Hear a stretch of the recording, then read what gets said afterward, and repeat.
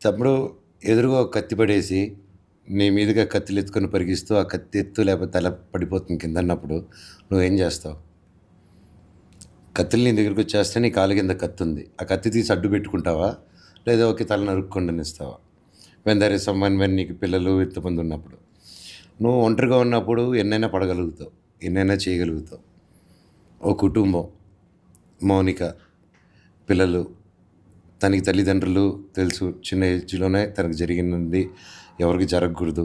అలాంటి ఒక కష్టమైన సిట్యుయేషన్‌కి తనెళ్ళింది. అండ్ చాలా చూసింది తను కూడా. అండ్ తనకి ఈ గొడవకి ఏమాత్రం సంబంధం లేదు. And that's the first point. And నేను ఏ రోజు ఆస్తి అడగలేదు. That is and my fight అంతా ఒకటే. అడిగింది ఒకసారి ప్రూవ్ చేయండి అని.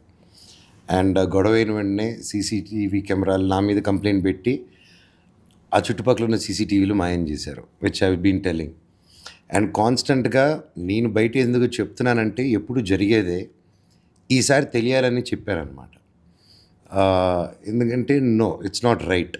ప్రతిసారి జరిగితే ఓకే, కానీ ఒక ఇది వచ్చిన తర్వాత కూడా అబద్ధాలు నిందలేసి ఆ నిందల్ని నిజాలు చేసేదానికి ఒప్పుకో అంటే నో ఐ వోంట్ అగ్రీ.